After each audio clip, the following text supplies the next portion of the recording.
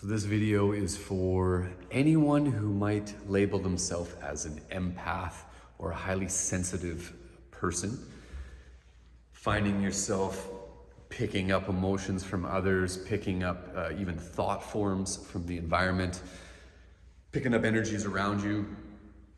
Sometimes that can be tricky, overwhelming, hard to deal with. It can sometimes really fry up the nervous system and get the mind and the heart running.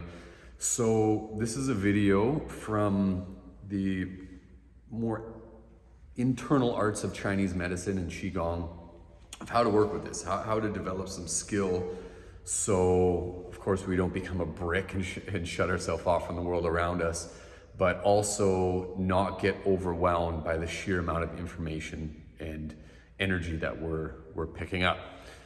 So really we have two options and a third, which is a combo of the both. One's a more yin approach and one is a more yang approach to how we do this. So starting with the more yang approach of how to work with this very porous type of person, where they're picking up information, picking up different thought forms, picking up different emotions from the world around them. The more yang approach is in qigong, we work with building our own vitality and building our vitality so much so that it's not just inside of us, but that it actually radiates out. That we have an excess of qi, an abundance of qi.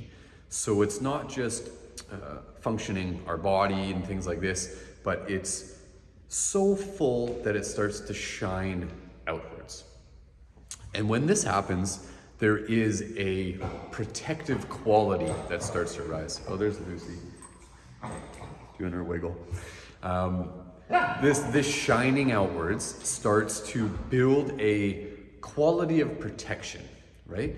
And just the law of how things are governed, if you're overflowing outwards, there's less, the balance becomes you're not looking for energy. You're not seeking out energy, somewhat like a void.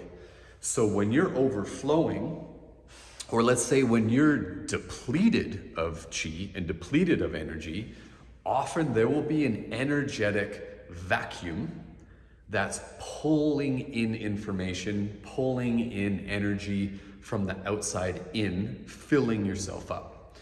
But if you live in a busy city, if you live with a whole bunch of crazy humans or something like this, let's call it the quality of that energy and that qi that's being pulled in to fill might not sit in the nervous system that well. It might agitate it. It's a whole different thing if you're pulling in qi sitting in the forest. That might be some different quality. So that's the more yang approach, is starting to develop skills of practice, develop skills of presence, building qi so that we have an excess, an overflow that shines out, a light that shines out, an energy that permeates outwards, and it creates this abundance of qi so we're not constantly pulling it in. Now, the yin approach. The yin approach is different, and it's this idea that often when energy comes into us, what we experience is what's in friction, the energy that's in friction. So if you were to stand in the wind, we feel that wind because it hits us. It's in contrast, it's in friction to something. Therefore, we feel the wind. If that wind was ripping through a vacuum, there'd be actually no sensation of wind until we put, say, our hand in it and the wind hit it. So the more we are firmly identified with a way of being, I want to feel this way, I only want to think these thought patterns, I only want to feel this quality in my body, that starts to develop a tighter containment, a tighter confinement. So anything that arises outside of that is now experienced and felt in contrast. It's rougher, it's more obvious. So with the Yin approach, what we're doing is we're releasing into qualities of emptiness. So qualities of emptiness would be this idea of releasing how I want to feel. I only want to feel this way, I don't want to feel that way. We start to open up into a quality of loving acceptance, and that changes the relationship to what's moving through. So you can think of it this way: if we were, say, a channel that information can go through, emotions, thought forms, all sorts of stuff, if that channel itself had, say, a little nook here and a shelf here and a little wedge here, what's falling through is going to hit these areas instead of flowing through that completely open channel. So what are those things is all of our unconscious, deep-seated preferences. I want this, I don't want that. I want to feel this way, I don't want to feel this way. And the more of those we have and the tighter it binds us, the more we're gonna feel the roughness of anything outside of our preferences. So the Yin approach is to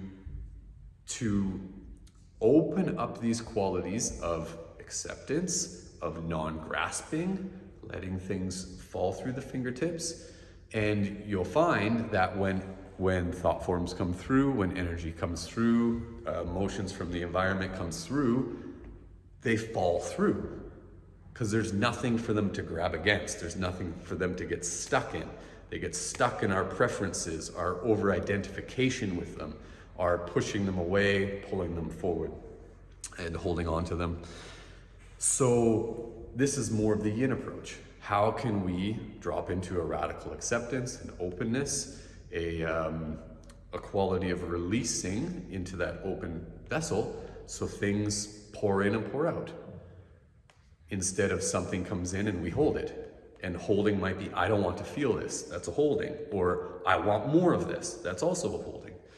So this empty quality of mind and energy is the more Yin style. So the third option is to hold both.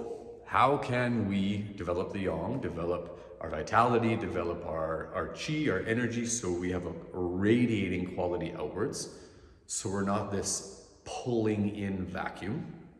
We shine out into the world. At the same time that we're opening this quality of releasing grasping, releasing really hard preferences. I want this, I don't want that. And when different emotions, different experiences, different thought forms come in, we don't identify with them, we don't grasp or push them away, and they fall through. So both the Yin and the Yang, very important. It's been helpful for myself to be navigating this over the years. So let me know how that lands for you. Hope it's helpful. Much love.